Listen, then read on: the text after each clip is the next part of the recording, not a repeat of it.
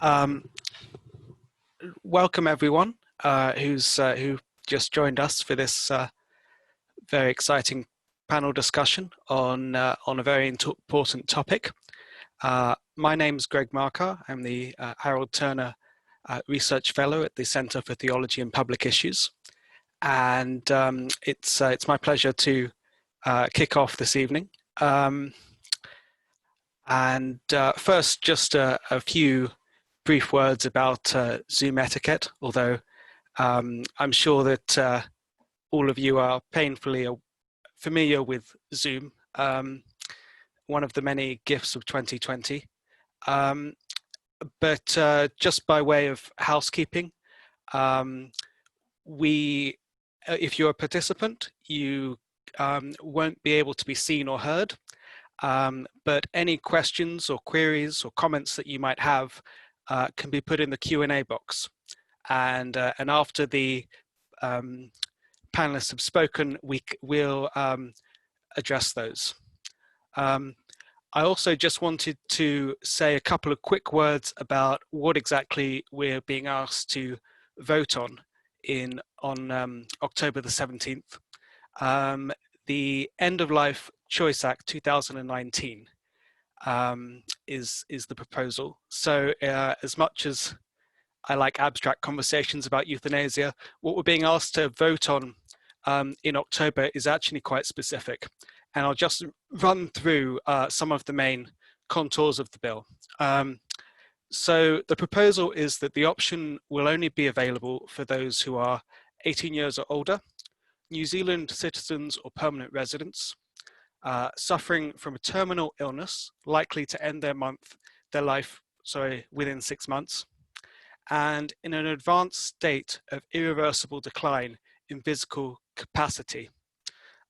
They must also be experiencing unbearable suffering, which cannot be subjectively tolerable through any other form of relief, like pain medications.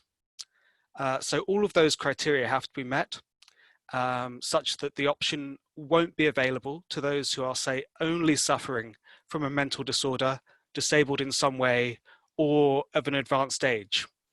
In addition, the person suffering must be competent to make an informed decision, which is to say that they must be able to understand, retain, and weigh all the relevant information in order to then make a decision about their assisted dying. And they must further be able to communicate this decision. On the part of medical practitioners under the proposed act, any medical practitioner involved in the process must be able to ensure that the person requesting assisted dying is competent, that is to say that they know the option, they understand it, and are able to make a decision. And they must not take part if they feel that the person is being pressured in any way. They also can't initiate the discussion or suggest it, so it must come from the person who's in the state of intolerable suffering. And they will be able to consciously object, as long as they tell the person this and inform them that they have the right to ask someone else. So that's basically what we're being asked to vote on, and I'll now pass over to my colleague, the Reverend Dr. Jordan Redding. Thank you, Greg. Kia ora koutou, everyone. My name is Jordan, as Greg said, and I am one of the tertiary chaplains at Otago, and it is a pleasure to be co-hosting the event tonight alongside the Centre of Theology and Public Issues. Thanks, Greg, for that introduction. One thing that I also noted was just a definition of assisted dying, and I think that's probably quite helpful as well. That assisted dying means that a person's doctor or nurse practitioner would give them medication to relieve their suffering by bringing on death, or it means the taking of medication by the person to relieve their suffering by bringing on death. And the medication in this understanding means a lethal dose of the medication used for assisted dying. The way this evening will flow is that I will introduce each of the panellists in turn and ask a simple question as to whether they support the End of Life Choice Act coming into force and why. They will have between 5 and 10 minutes to answer. And after we've heard from each of the panellists, I will then open up the chance for other questions to be asked from the cyber floor. And so as Greg mentioned, as questions arise for you, you can write them in the question and answer box and I will see them. Apologies that we don't get through all questions tonight. I appreciate that this topic is a matter of intense interest for people and there will be lots of people no doubt wanting to contribute to the conversation. So apologies if we don't get round to you. Without further ado, I would like to introduce our first panellist, the almost Dr. Jessica Young. She has successfully defended her PhD and all that remains is for her to cross the stage, which isn't that easy at the moment in level 2. But Jessica is a PhD candidate in the Department of General Practice and Rural Health. She holds a Bachelor of Physical Education and a Master of Physical Education, and her PhD topic is highly pertinent to tonight's discussion. The topic was this. She was asking and finding out about perspectives of people approaching the end of life and their perspectives on euthanasia and assisted dying. And in her research, she sought to contribute to the public discourse by amplifying the perspectives of those who are approaching the end of life. And surprisingly, there has been little to no research conducted with this cohort in Aotearoa, New Zealand to date on euthanasia and assisted dying. And so her research is filling a much needed gap. Her background and research expertise lie at the intersection of sociology with medicine, health, and illness. So tēnā koe, Jessica, it is good to have you with us this evening. Over to you. Do you support the end of life choice coming into force? Thank you for that introduction. I always love when someone else does it for you and you don't have to do it for yourself. I certainly do support end-of-life choice, and this is based on my own research into why people at the end of life would support choice. Now, a caveat on that, I only talk to people who would consider assisted dying if it was available to them. And I'm going to share some of their perspectives in a presentation with you shortly, and also speak to some of the wider issues that I think are important in this debate and helping people decide how they might vote if you haven't already decided. So let me do this. And go to the first one. So as I said, I'd like to share a little bit of my PhD research. Let me just get this out of the way. About why people at the end of life think that this is an important choice for them to have.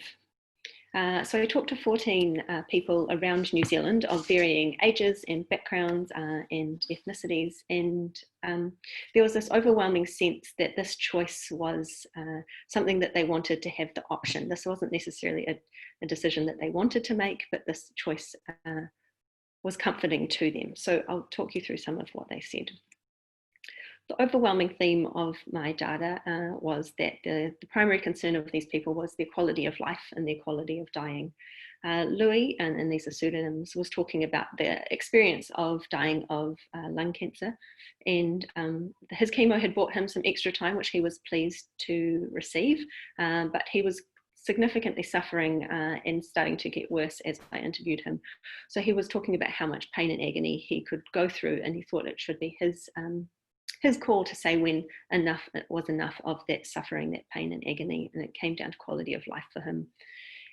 He talked about the sort of quality of living that he was going through, and he described it as living but not living, as being in a limbo land. So that was his experience of approaching the end of life, and his key message was enough was enough. Donald, who had motor neuron disease, talked about what is inevitably facing him, and he thought that complete zombie existence was going to be inevitable, and why prolong that inevitable death, and how long could he live in that state that he deemed unsatisfactory to him. But as I mentioned, this was this option of last resort. It wasn't something that they wanted to choose. If they had that choice, they would have chosen to live. And I interviewed Dee while she was in hospice, and she said that they're bloody good, but they don't have a magic wand. They couldn't relieve all her suffering. And we know from overseas data that at least 5% of people suffer unbearably at the end of life. She described her unbearable suffering as when the pain took over, and she really couldn't think of anything else except for that pain. And she was willing to try absolutely everything to help relieve that suffering. And when those things stopped working, this assisted dying was her option. But this wasn't something that she would do without deep thought and consideration and the agreement of the people around her. She described her type 5, so those friends and families that she needed to have on board in order for her to feel comfortable making that decision. So she wasn't just thinking about herself, but she was thinking about the impact of that decision on other people as well. And just like Dee, a number of the other participants also said that they would know, deeply, intrinsically know when the right time for them, if the right time came for them to die was. She really emphasised that this was not something that she would do lightly. It was a big decision. And this choice, or the option of assisted dying, really brought back some control for these participants. They felt like they had lost control to the disease, and just having this option was an empowering thing for them, whether they took it or not. And it was about this if and when the time came up, but to have that option brought them some comfort. Now, I'm not claiming to be an expert on rights, but of course they come into that. And the participants talked about having right to controlling their life and their bodies and their bodily autonomy, and expressing their own version of freedom. And for them, that was this choice. Ben, who communicated through a computer-assisted technology because of his motor neuron was so advanced, said that this was his life and that no one else had greater claim to it than I do. He felt that his basic human right was being oppressed by not having control over the end of his life. And Louis contrasted New Zealand with Russia and China in a bit of a nod to that relationship between the government and its citizens. And he pointed out that this was the tenor of life, was to make decisions that were right for us. So really the overwhelming message of the participants was that they wanted to control their suffering, and that this was only in the instance if they were dying badly that they needed to take this decision. Some other reasons I think that at least I support an end-of-life choice is these people are already dying. What they want isn't suicide. To them, that's an offensive term. They want to have control over their suffering. And actually, much like suicide, talking about euthanasia actually prevents euthanasia, as found by this study in the Netherlands that you can see of the graph. Most of those people did not actually go on to die by euthanasia, but found a lot of comfort by having that option available to them, and even just having those conversations openly. And we can't talk about this openly because it is illegal at this point. But assisted dying is already happening. 5% of surveyed GPs acknowledge that they have intentionally hastened their patient's death, in addition to providing high levels of pain relief. This is a separate form of intentionally hastening death. And we know from research, and this is a conservative estimate, that at least one person a week who is suffering from an terminal illness dies by suicide. And so to think of that ripple effect of that person's lonely, isolated, potentially violent death, that impact of that death on the families and the communities around that person, I think are good reasons to make this choice available to those who are desperate enough to take their own life. I think the process which the bill has gone through Parliament was a robust one that a lot of people had a lot of input on, and the bill was narrowed in response to that community feedback that they thought the grievous and irremediable medical condition was too broad. And so now it really only applies to people at the end of life, and it's explicitly clear that this does not apply to someone who has a mental illness, disability, or of advanced age as the only reason. And so we look to the overseas data for how this might work in New Zealand, and this is the latest and most comprehensive international review that we have to go by, and they concluded that it's relatively rare, and that the data that is available does not indicate widespread abuse of these practices. And then also this study that looked at the impact on vulnerable groups concluded that where assisted dying is already legal, there is no evidence for the claim that legalised assisted dying will have a disproportionate impact on vulnerable groups. And they looked at those who are older, women, uninsured, low educational status, socioeconomically disadvantaged, physically disabled, chronically ill minors, psychiatric illnesses, racial and ethnic minorities. So there was some findings around the heightened risk of people with AIDS, but overall this does not have a negative impact on vulnerable groups. We've already talked a little bit about the Act, but if you'd like further information on the processes and the many safeguards that are in place as part of it, here's some objective information. And I guess I would finish on the note that if all of this information that's available to you does not provide you some comfort, I would question whether you should deny someone else this choice. Thank you. Kia ora, thank you, Jessica. Our second panellist is Dr. Simon Walker, who is a lecturer at the Bioethics Centre at the University of Otago. Simon Walker has worked as a palliative care researcher, and during his time as a palliative care researcher developed an interest in the links between moral philosophy and our understanding of health. And one of his key focuses was how our personal value system shapes our experience of and our response to suffering. He has an ongoing interest in moral philosophy, suffering, and end-of-life care. So, Simon, we are grateful to have you with us on the panel. Tēnā koe. And do you support the End-of-Life Choice Act coming into force, and why? Kia ora, Jordan. Kia ora koutou, everyone. No, so I will be voting against the Act and the referendum. So I'll try and explain why. My background's philosophy, as Jordan said. I've been thinking about issues related to euthanasia, I guess, for around 15 years. It hasn't got easier in that time. I've come to the view that the way we approach this issue tends to reflect our individual experiences and probably some deeply held values that are quite hard to articulate and difficult to shift. So I don't see this as an issue we can solve through rational argument or Socratic dialogue, as philosophers like to do. But I'm going to outline the concerns that I have and do my best to explain my position. And I'll just share some slides here. So the rationale for the law change is, I think, relatively clear, and I think I get it. And at the start of the Act, it reads, the bill is motivated by compassion.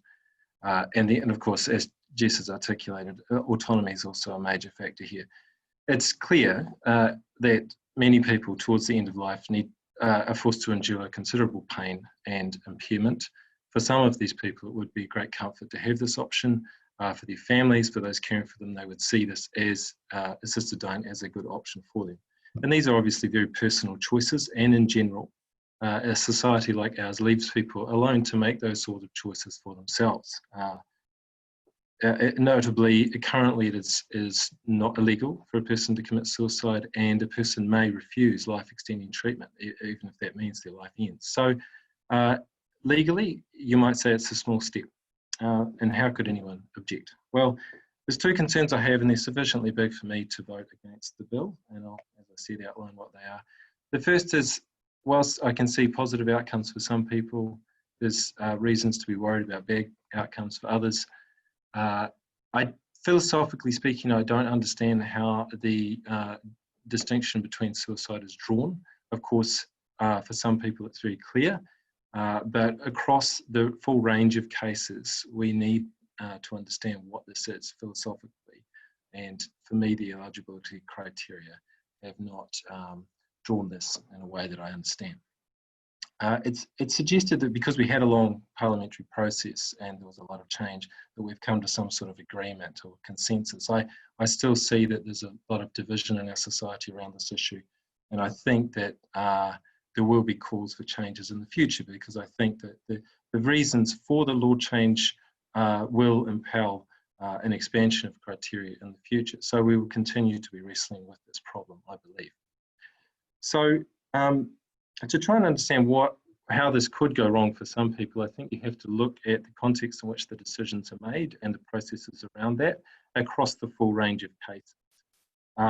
Now, most of us don't have that kind of perspective, but many doctors do. And for me, it is significant that whilst a majority of the general public are supportive of this kind of law change, the majority of doctors are opposed, and that's internationally and locally as well. Palliative care specialists who have the most knowledge of this kind of context are the most opposed. Now, there are, of course, different ways of interpreting this finding. It could be that the doctors are just conservative. My belief is that knowing the ways in which these processes can go, they are more aware of the potential for it to go wrong, concerns around prognosis, misdiagnosis, coercion, etc. To test whether it was just to do with the personality of doctors, a group of us asked medical students what they think. This was the question we put to them. Essentially, would they support a law change? The results were in this graph. Those at second and third year were pretty close to the views of the general public, at around 60 to 70% support. By the end of fifth year, that had dropped to around 40%. Again, this needs to be interpreted and thought through, but my suspicion is that it's a growing awareness of the complexities of these kinds of decisions. I don't think it's just because doctors want control or are naturally opposed. So I'll move on to the philosophical issues, and I'll make a comment on the eligibility criteria. So during the parliamentary process, as Jess said, the eligibility was limited to people with 6 months left to live. Now, this was a compromise on the part of the sponsor of the bill, who said publicly that he would prefer that it didn't happen, but it was necessary to gain the support of the Green Party. Personally, I don't actually see why the difference is so significant, ethically speaking. I guess it makes sense if you view these issues according to utilitarian principles, where the quality of a person's death is measured according to the number of days lost. But then I would tend to say that life needs to be understood as a kind of whole, and that death is not just another event, it is the end of something, and that the kind of quantitative approach doesn't really apply for me. For me, the most problematic and difficult of these criteria is that one about intolerable suffering. It has to be interpreted, and I think it's fairly widely acknowledged that it's open to very wide interpretation. Arguably, it comes back to the way the person perceives their situation. The studies from overseas, from places like the Netherlands, where they've asked doctors how they interpret it, they've indicated two broad approaches. Some doctors think they are supposed to hold a certain line, whereas others say, well, the only way I can meaningfully is to ask the patient. Now, if that's true, then why are we, if assisted dying is okay, why are we concerned about suicide prevention? What's the issue? So a factor here is the background issue is how are decisions like this made, and what constitutes a good death. Now, according to one model, a good death will simply be whatever that person decides.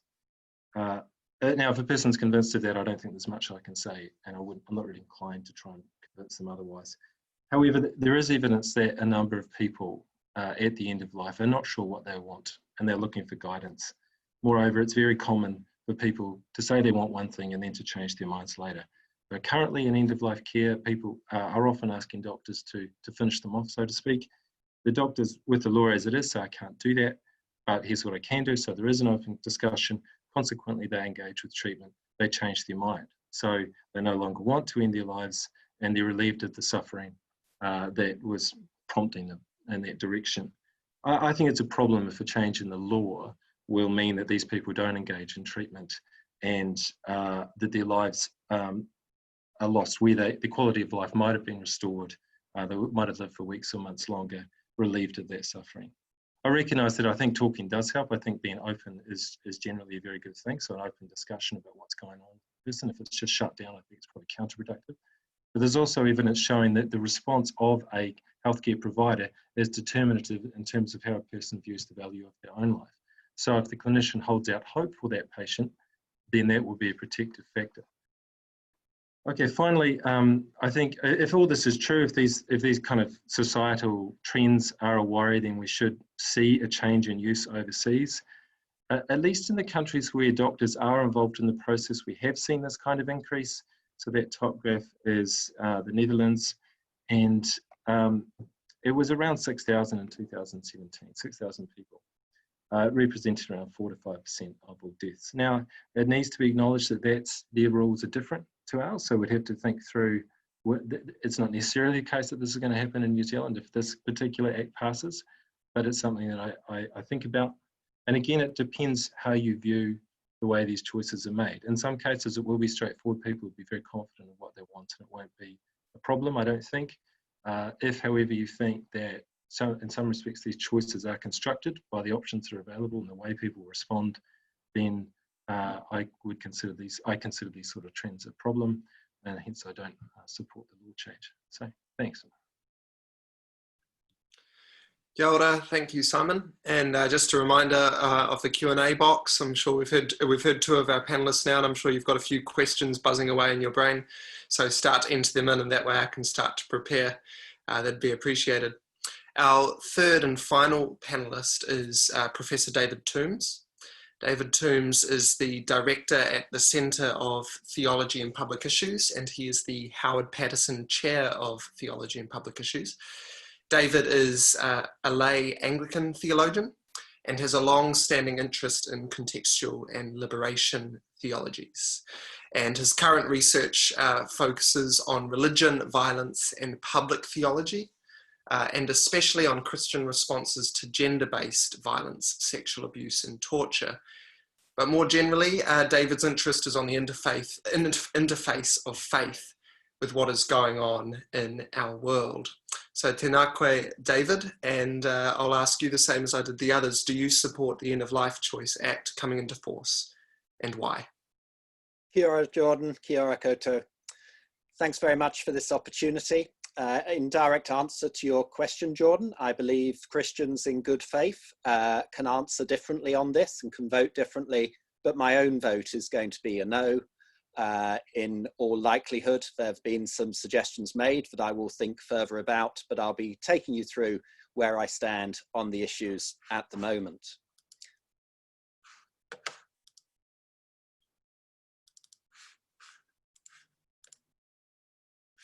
So, as I see it, they're competing Christian convictions that can lead you in either direction.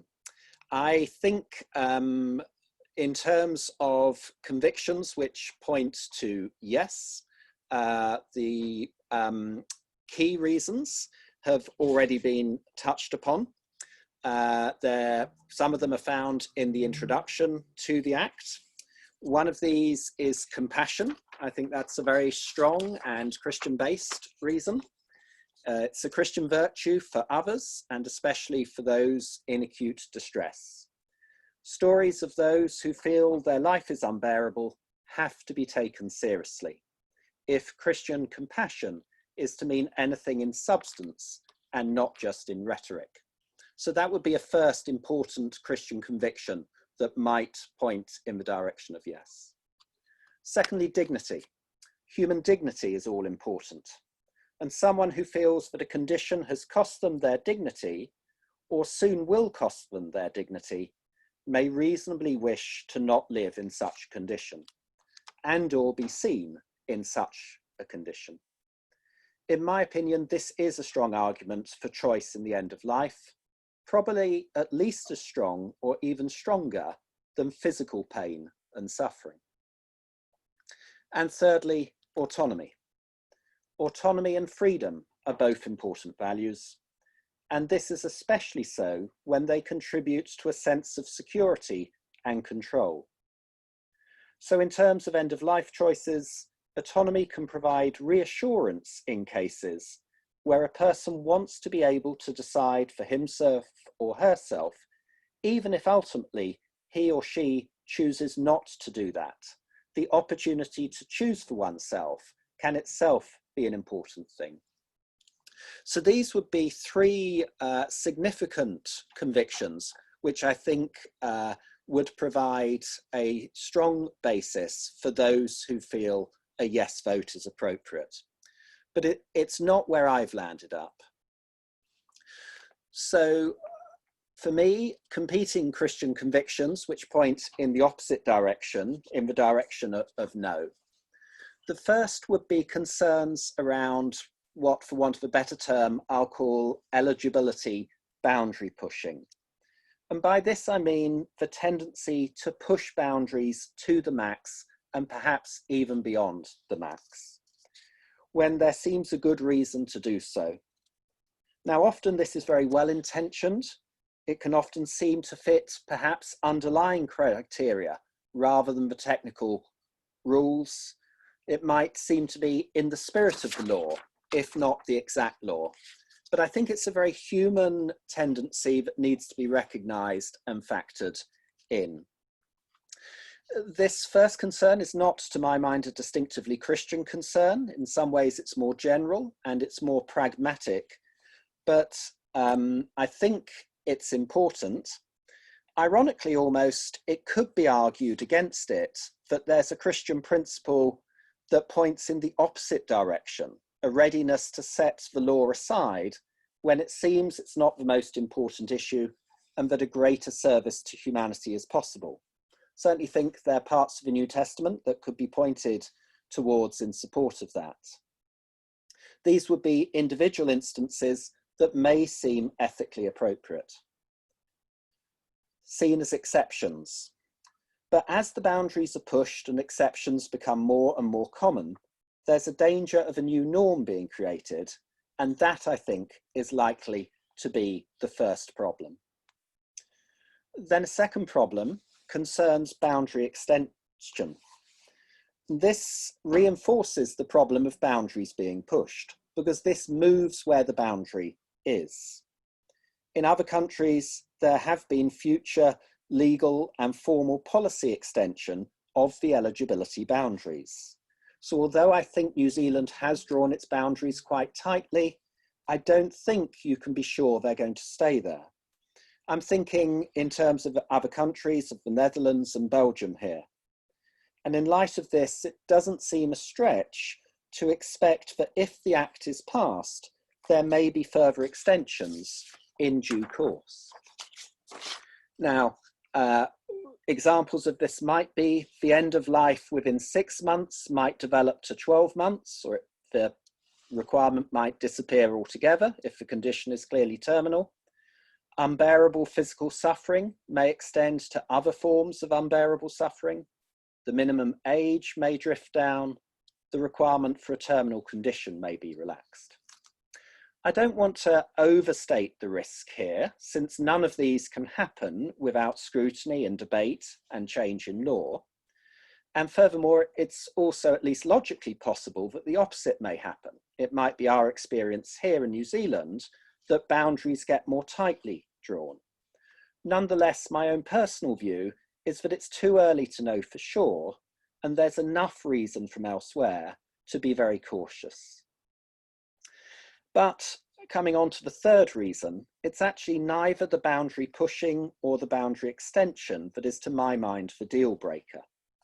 They're both reasons for caution, especially if they reinforce each other. But for me, the strong Christian conviction that points to a no vote is the principle of Christian concern for the vulnerable. Despite the safeguards and regulations around coercion, I think the already vulnerable will become more vulnerable. There will be increased pressure on the elderly, the infirm, the disabled, and other vulnerable groups in care homes. Now, I take that there may be an evidence base which points in the opposite direction, and I do want to read into that further, but my strong suspicion is that any members of these groups who meet the eligibility criteria that Greg shared with us will, if the Act passes, have a new choice ahead of them. Many might well welcome that choice, but for others, the Act crosses a threshold that currently provides them with an important protection. In some cases, the pressure from the new choice will be internally generated and not come from other people. People may feel that they are a burden to others, or that life is no longer worth living, or that they're selfish. In other cases, subtle pressure, and in some cases perhaps even blatant coercion, may come from others. Either through self-pressure or coercive pressure from others, assisted death becomes a choice that vulnerable people might consider if the Act passes, when they would not otherwise consider it. So, from an individual point of view, the autonomy and choice offered in the bill or in the Act offer something positive. But from a collective point of view, and with concern for the vulnerable, I think it's the wrong direction for a society to embrace. Kia ora, thank you, David, and thank you to each of our three panellists for keeping to time. We now open it up to the floor, and we've got a few questions already started to come through. So the first one is for Jessica, but there's a couple of questions already coming through around the vulnerable communities. So this first question from Murray. Jessica, I noticed that the article you cited claiming that the availability of euthanasia has not had adverse effects on vulnerable communities was published in 2007. That's only 5 years after euthanasia was legalized in the Netherlands and before the number of cases in the Netherlands began to climb quite rapidly. Accordingly, there can only have been a relatively small body of evidence to assess at that time. Has there been any more recent research validating the claim that there are no adverse effects on vulnerable communities? That is a good point that published in 2017. What I might do is just check the citations on that paper and come back to you on that. But what I will say is that that 2016 review that I also cited pulled together as much data as is available and sort of made a similar claim with less specificity about impact on particular vulnerable communities, but pointed to the lack of abuse of these practices around the world. So I'll come back to you on that one, and I'll check the citations on that 2007 paper, if that's all good. Thank you. Did either Simon or David want to pitch in on that at all? No. Sorry, John, I mean, other than to say that it does seem to me that's where we can be very well served by an evidence base and empirical research. In terms of at least my own views on this, having a better sense of how in practice it has impacted on vulnerable communities is a significant element, as I said. I think it's, I find this difficult. I'm not an epidemiologist, so I'm useless at statistics. I wish I was better. I think it's a hard area to research. There's certainly other evidence showing that it hasn't been widely, the option hasn't been widely taken up amongst poorer communities, for example, which I think would support what Jess is saying. I'm thinking of data from Oregon and Washington here. It seems to be, and this point's often made, people from more well-off communities who are interested in the option. So, which perhaps speaks to the underlying values, I'm not sure. But the other question that's on my mind whenever this comes up is just how many times does it have to go wrong for this to be a problem for us? And I don't think, I don't know the answer to that. I don't know if anyone really has clearly worked this out. So if there's some, a small number of cases where a person's pressured into this by a spouse or family, how much should that weigh against the needs that others feel to have the option? I think that's a conversation that perhaps needs to be had. Thanks, Simon. Well, let's pick up on that because there's a question for Mary about the potential of people being coerced. And so her question is, my biggest concern is with the way the bill is currently written. Does it protect against for example, a person being coerced, feeling like they should do it as they are a burden on their family. And she also gives the example of an 18-year-old who decides they want out and are terminally ill and can do this without discussion with family or other close support systems. I'm wondering, Jessica, do you want to have a go at answering that one first? Sorry, I was thinking about the other question. Which one are we looking at? Mary's question? Yes, correct. Mary's question about a person being coerced. Sure. Yeah, there are a number of factors to consider there. So I think the first one is that no doctor can suggest this to a patient, because that is a concern that this will become sort of the default option for patients, you know, that they get recommended that they take this option. So I think that's one comfort there. I think this is a hard one to talk about from a research perspective. So I asked a palliative care doctor what they think on this. And they said very occasionally it is an issue, but that it was usually easy to detect by sort of asking the right questions and using a kind of process of triangulation to, you know, check all aspects of that person. So in terms of being coerced, I think there are sufficient checks and balances, but a huge responsibility does rest on the doctors to do their best to, to find out whether that person is making a free choice on that. The palliative care doctor I spoke to also said that unbearable suffering usually brings out the best in the family members, as opposed to the worst. You know, they see someone suffering, they want to help them out, as opposed to wanting to hasten their death. So the 18-year-old who decides that they want out and are terminally ill, yes, patient confidentiality comes into this. We can't force people to share that information. We can't force them to allow a health professional to have those conversations on the basis of this principle that is held in high regard within medicine of patient confidentiality, much like we can't compel someone to undergo treatment that they don't want to undergo. They need to have a referral, or at least have their options explained to them about palliative care and other end-of-life options before they're allowed to go ahead with this decision. But I can't imagine many doctors are very comfortable going ahead with an 18-year-old's death without having that discussion with their family members. They do have to consult with their health professionals as part of that process. Thanks, Jessica. Simon or David, do you want to add anything particularly around that topic of coercion or doctors' responsibility? I think on the topic of coercion, it may be easier to detect clear coercion from others. I think it would be harder to detect the self-pressure that's been generated and to draw a sharp line between a sense of what others want and a feeling of obligation to them and one's own personal choice. And in terms of vulnerable groups, it's easier to be confident in the autonomous decisions of those who are well placed to make those autonomous decisions. It's particularly the vulnerable groups who I think there's a concern of them feeling self-pressure and or coercion from others. Coercion may be too strong, pressure from others, or even expectation from others to do something that they wouldn't otherwise have chosen themselves to do. And I don't think there's necessarily bad intention here. It's possible that this is being done in a sense of good intentions rather than bad intentions.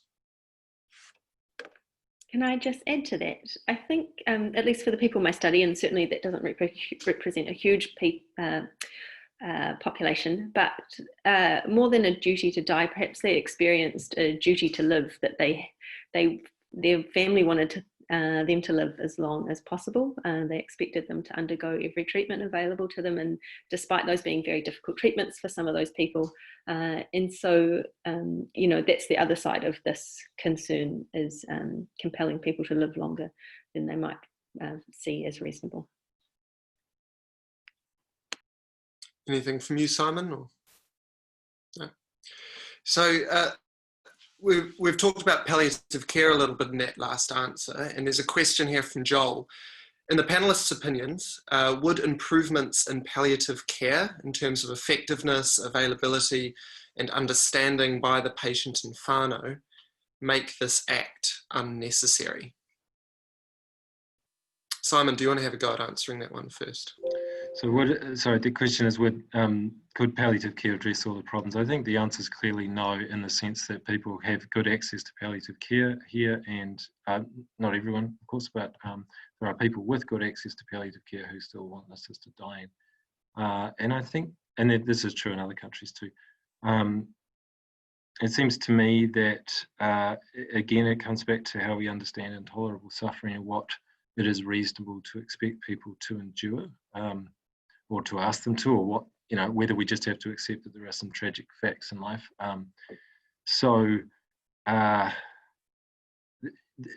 Most palliative care physicians will say, yes, we can address suffering in the vast majority of cases, and they'll say somewhere around 90%, but as Jess said, that leaves 5% who are suffering. And then you can look at, you have to go back to what is driving that suffering, and it'll be a range of things, but suffering is individual. It'll reflect the certain priorities, or in some cases, how the person perceives their situation. The option of last resort currently is palliative sedation therapy. So if pain is unmanageable, or there's some other condition symptom which is unmanageable, a person can be sedated up to a coma. Now, people take a different view of that as well. For some people, that's an intolerable thought in and of itself, to be just put into a coma until you die. Personally, I would find that a comforting last resort option. It's sufficient for me, but it's not for everyone. So I think, having said that, the other side of it is, when it comes to the sort of general public, there's a lot of misperceptions about what palliative care is, and a lot of people think we need this because they don't understand what palliative care can currently do. So they think of cases where if there was adequate palliative care, the problem would have been resolved and we didn't need assisted dying. So it is a question that goes in a number of directions. David or Jessica, your thoughts on palliative care? I can chime in on this one. In terms of the effectiveness of it, Simon's already sort of touched on that it is not effective for every single person, and I perhaps think that that's quite a narrow way of understanding suffering if we're thinking about what pain medications are effective. And perhaps we might wait for those drugs to become more effective, but what about people who are suffering in the meantime until those drugs become available? For the people in my study, the idea of being sedated was unacceptable. It acknowledged that they were already at the end of life, and sort of, again, why prolong that inevitable death, and draw that death out for their family members as well. I'm sure I had some more thoughts around that, but that'll do for now. I think probably Jess and Simon have covered it for me. I mean, my understanding is that palliative care can do a lot, but that's not to say that it can do everything. So it doesn't remove the problem completely. Thank you, David. We have a question here that's perhaps more directed at you, David. The question is this: God is the Lord of life. How could this Christian principle help understand the issue? Mm-hmm. Thanks for that. I mean, for some people that is the question, and the answer is clear, and that leads in a very direct way to a no vote, and that would be a position that many Christians hold. For me, I think quality of life has to be considered as part of it. So in some ways, the consideration around compassion, around dignity, around autonomy are all expanding the discussion around life in a wider conversation around quality of life. And to me, there may be arguments that the quality of life on its own is not sufficient grounds for the extension of life. I don't think the extension of life in and of itself is the absolute deal-breaking principle, but I recognise there will be other Christian faith positions which would put more emphasis on that, and or the principle that it is only God who should take life, and therefore there should be no intentional taking of life by human agency. But again, that's not where I stand on the issue. I don't know, Jessica or Simon, if you want to make a comment, maybe not so much on the existence of God, but whether you think spirituality or religion has a place to play in this discussion, broadened out a little bit.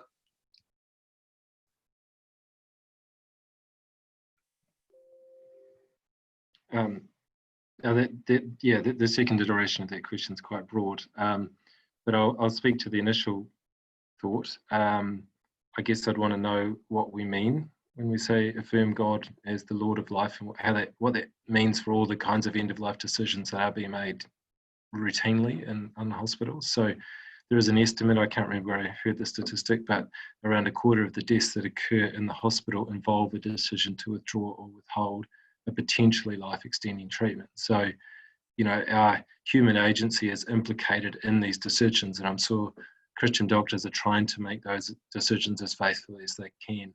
The other thing, I'm no theologian, but the doctrine of double effects, as far as I understand it, was formulated by Aquinas, which is, and that doctrine says that if the only way to achieve something that needs to be achieved, that a good thing outcome has the secondary effect of the person's life ending, then it could be acceptable. That's a very rough way of putting the point, but somebody else could probably explain it better. But I would just affirm what David said, that there are a range of options and views, and we need to think further about what it all means.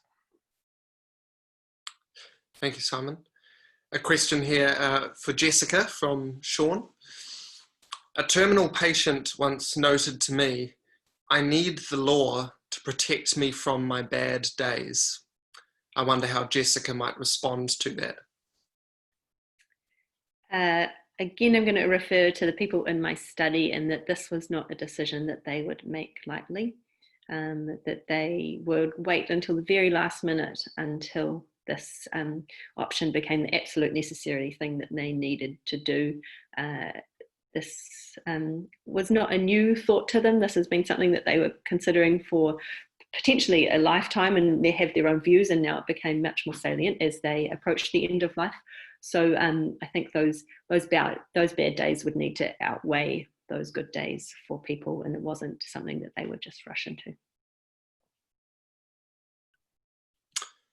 Thanks, Jessica. We've got a question here just looking about what's happening overseas and referring particularly to Oregon. So this question is from Sam, and it's preceded by a statement. In 2015, Dr. William Toffler wrote a piece on doctor-assisted suicide, and the piece noted, "Since the voters of Oregon narrowly legalized physician-assisted suicide 20 years ago, there's been a profound shift in attitude toward medical care, new fear and secrecy and a fixation on death. Proponents claim the system is working well with no problems. This is not true. As a professor of family medicine at Oregon Health and Science University in Portland, as well as a licensed physician for 35 years, I have seen firsthand how the law has changed the relationship between doctors and patients." So again, question specifically aimed at Jessica, but we can perhaps cast it more broadly. Are you concerned at all that New Zealand might see similar changes? Jessica, do you want to have a go at answering that first? Or, yeah. Sure. I do think this will change the relationship between doctors and patients, insofar as that it's already a very asymmetrical relationship and that doctors have a lot of power. What I find interesting about assisted dying is that it actually re-entrenches the power of doctors to say yes or no, you're eligible for this or not. So it's painted as a thing that brings control to individuals, but ultimately that control still rests with the doctor. In terms of the new fear, secrecy and fixation on death, I've read other accounts that suggest this opens up these discussions for people about what they want at the end of life, even if it isn't assisted dying. So while this might be one person's experience, there are other people health professionals who say this is a profound thing to do for their patients at the end of life. Simon or David, do you want to weigh in? Yeah, I'd like to follow that up. I hadn't heard of that finding. I was under the impression that things were running relatively well in Oregon, so to speak. You know, depending on your view, the usage has been relatively static or flat. Yeah, and I'd like to know why it's led to secrecy and fear. Is that the phrase? Because of course, doctors are once removed from the process. They're still involved in the Oregon model because it's the traditional definition of assisted dying, or formerly assisted suicide, where it's only the doctor can prescribe the means for that person to end their life. So, yeah, I'd like to look at that further, because I'd heard similar things to Jess, which perhaps reiterates the need for us all to look independently at the evidence. But thanks to Sam for bringing that up.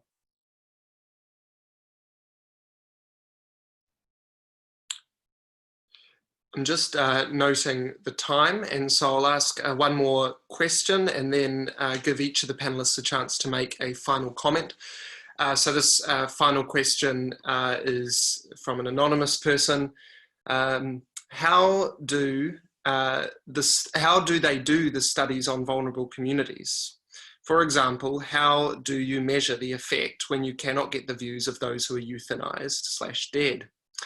An interesting question there. I wonder if any of you had thoughts on that.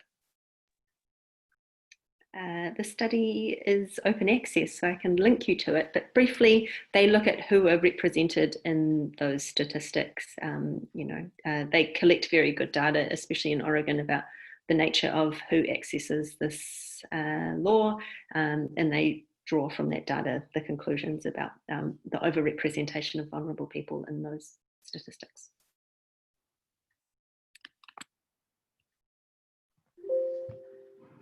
I think this is a difficult methodological question. One of the objections to the Batten study has been that they don't count people that are dying as vulnerable. Now, I would suggest that many people that are dying aren't vulnerable in any meaningful sense, but perhaps others are, so that is a problem.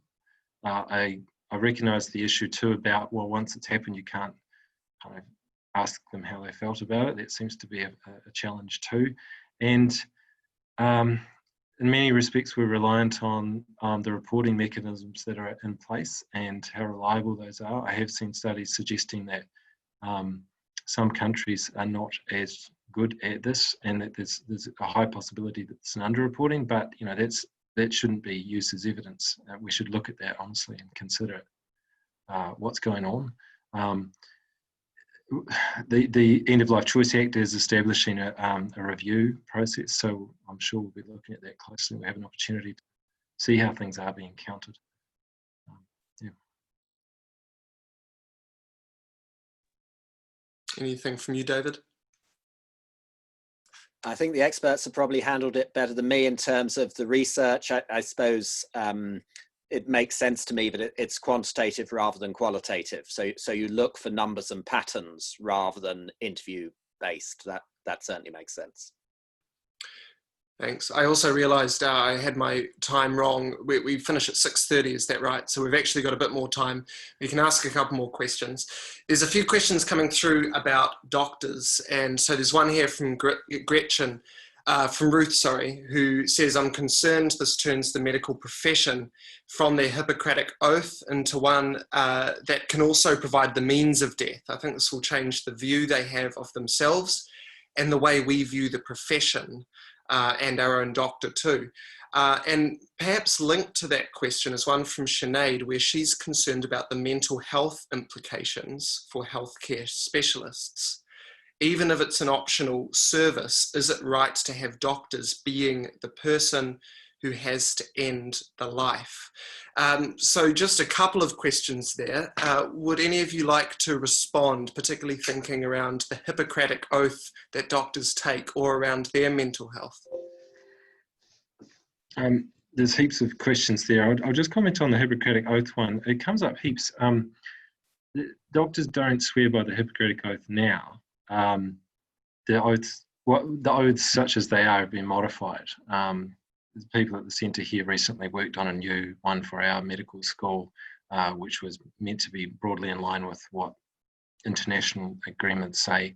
But this is, of course, one area where people contest what exactly doctors should be obliged to commit themselves to. So there's a student code of conduct we have, which broadly aligns with the medical council's code of conduct for doctors. So I think the sense of it is more perhaps in the tradition and the ways and the sort of things I was getting at about the ways in which doctors operate, which orientates them to try and protect patients, to uphold life, etc., etc. For many doctors, the thought of actively killing is very it's hard for them to go there in their head, and it just seems totally contradictory to their whole ethos. But I suppose the point that we need to acknowledge is that's not the case for all doctors. And just if I may, I'll speak on behalf of the sponsor of the bill. I've heard him say this. Conscientious objection clause is there, so they can opt out, and probably will only need a small number of doctors willing to do that. So that's just to say something for the other side on this issue. And I'll leave the others to speak, but maybe we should come back to some of those other parts of that question later. Jessica? No. David? I've actually got a sort of further complication to piggyback on that, if I may, but it may be more than a comment than a question. One of the pieces of literature I read in preparation for this took exception to the description of the lethal dose as medication, on the basis that it shouldn't be called medication. So that the two comments or questions, if either Jessica or Simon could respond, is first of all, is it correct that it's improper use of the word medication to use it in this context? And do you feel if other language had been used, such as lethal dose, that would have made a significant difference to people's reading of the Act? Well, there we go. Jessica, do you want to have a go at answering that one? I don't have anything meaningful to add to that, but I will go back to the Hippocratic Oath and note with some irony that it used to forbid surgery, and now that's one of the greatest tools of medicine. So that's not to say that the Hippocratic Oath or modern versions of it cannot change over time to reflect society and society's expectations of what doctors will and won't do. But I agree, conscientious objection should permit doctors not to participate in anything that they don't want to do.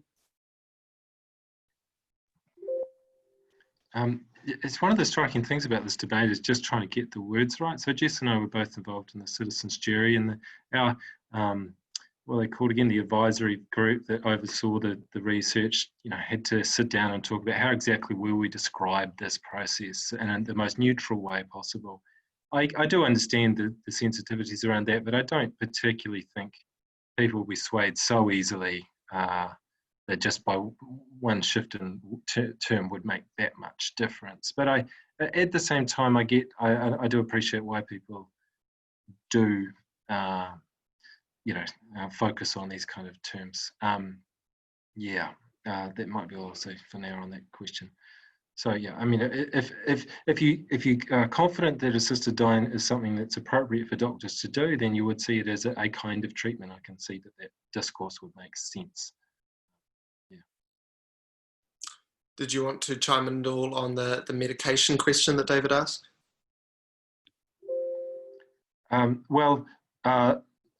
So what I'm trying to say is that if you think it's an okay option, well, it would just be a treatment, a kind of medication to achieve a certain end. I suppose the other thing to add, and Jess's point about surgery illustrates this, heaps of things that doctors prescribed are highly toxic, but beneficial for patients in certain circumstances. We always have to weigh the benefits and the harms.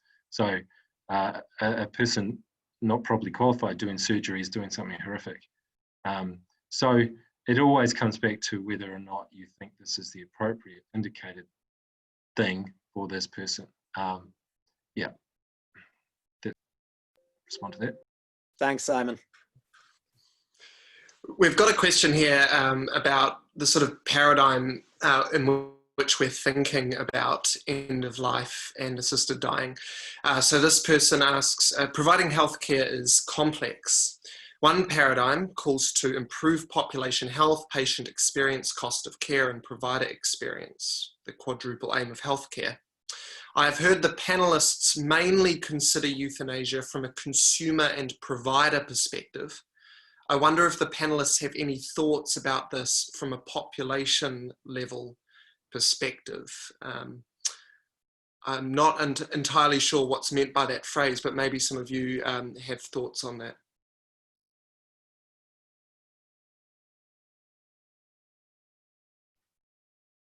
I'm not sure I understand the phrase either, Jordan, but what I would say is I suppose fundamental to my view on this is it can't only be understood from an individual basis. In terms of an individual basis, I can see personally, I see good reasons to vote yes.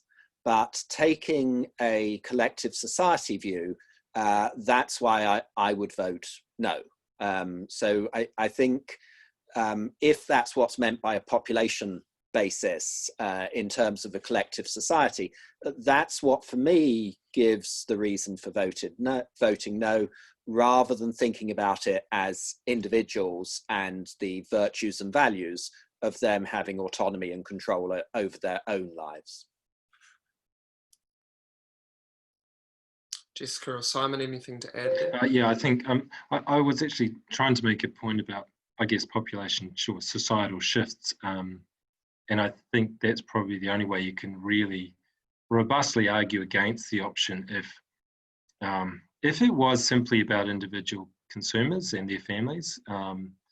Well, it's harder to argue against it unless you can have clear-cut evidence that there are cases where it's been misused.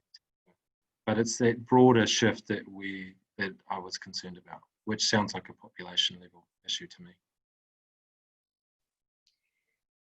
What we know from the many polls over the last 20 years is that the population as a whole generally is supportive of assisted dying for the terminally ill. So thinking about that population and then specific populations around ethnic groups, age groups and so on, you can think about, who are the people supporting there. I don't have a public health background enough to answer meaningfully about a population level perspective. Thank you. We've got a question here about the relation between this act and suicide. The question is this: it's been touched upon, but I'm interested to know whether this act contradicts New Zealand's suicide efforts and whether there's any evidence from other countries around this. Jessica, do you want to go? Yeah, I'll restate that these people are already dying.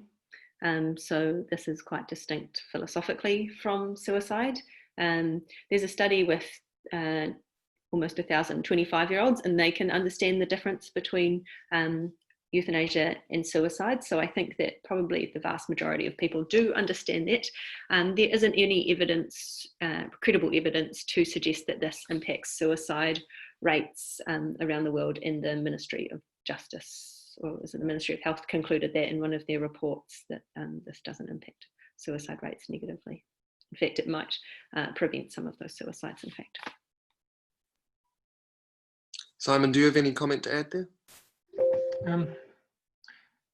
Well, just recently, I'd heard read the same statistics as Jess just mentioned, but then recently the psychiatric geriatrician reasserted the claim that there is a change in suicide patterns overseas, so I want to look at that again. So the distinction, as I understand it, is that if a person's got a lot of life ahead of them, then they shouldn't end their life. So it always comes back to this terminal illness criteria. But as I said earlier, that was not something that the sponsor of the bill saw as so important. He preferred that it would be available to others as well.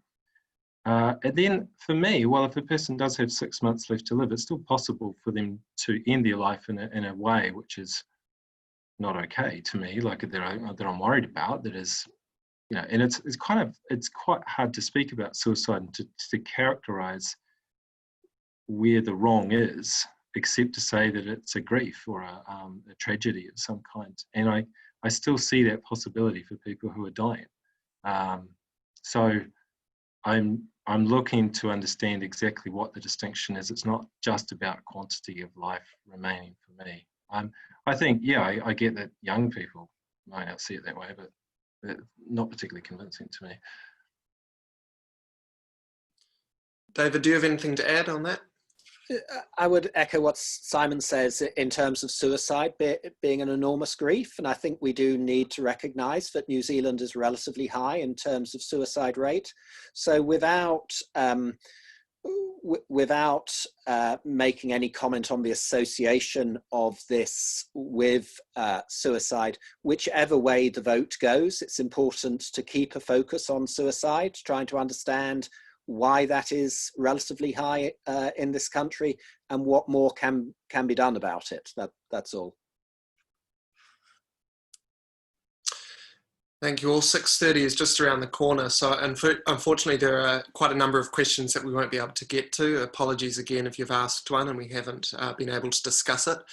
I'd like to give each of the panellists a final word, which will finish off the evening nicely. So can we begin with David? David, would you mind giving us your final thoughts? Thanks ever so much, Jordan. So as you'll recall, as I tried to offer different Christian convictions that might point in either direction, while giving my own view as a no based on vulnerability, I think it's enormously important that if the Act were to pass and people choose to then have assisted death, it's very important that Christians don't then blame or stigmatize people who use the Act in that way, to recognize that death too is a grief, and it's not a reason to be blaming or stigmatizing people, even if you're opposed to the Act and what might be done under it. Thank you. Kia ora, thank you. Simon. Thank you for the opportunity. I just encourage everyone to look at the evidence for themselves insofar as they can, and to think through what's been shared tonight. As I said at the start, I do think it comes back to some fairly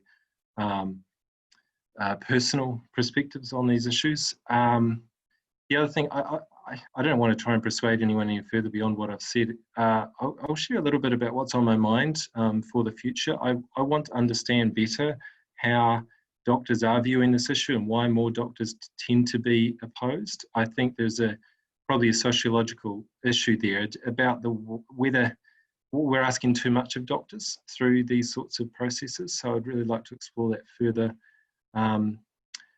Yes, and one particular thing that's on my mind is, given how divided our society seems to be on this issue, that's my perspective, what is likely to change in the future. So my perception of the general public's view is that this will be a good thing for things like dementia. Of course, what the criteria specify is that it won't be available to people with dementia. So I predict that will be something, that a conversation that we have to have. And I guess the reason it's been excluded is because of the potential harm. So I think we'll be back for this kind of conversation in some form or other, even should, irrespective of what happens after the referendum. So thanks. Kia ora, thank you. And the final word to Jessica. This is a really big decision, and it is certainly a shift in society. I think it reflects that the moral compass and individual beliefs around death and dying and what is a good death have actually shifted, and that now is the time for this law to pass. There have been previous attempts, and this, if you believe in this, then this is the opportunity to vote yes, because Parliament won't touch us with a barge pole if not now, if it doesn't pass now. So even if you don't believe the end of life choice is right for you, and that's perfectly understandable, I would encourage you not to deny this choice to others. The law is very safe and tight, and it's yeah, it brings me great reassurance that this is an okay decision for us to go ahead with. Kia ora, thank you, Jessica. All that remains is for me to pass back to Greg, our host for the evening. Thanks, Jordan, and thank you to all our panelists, Simon, Jessica, and David, for your wonderfully articulate, thoughtful, and thought-provoking presentations, as well as to everyone who's contributed to this discussion through comments or questions. It's difficult to overstate the importance and gravity of this issue, and I hope that whichever side we find ourselves on, that we consider voting in October. So, Kira, and thank you.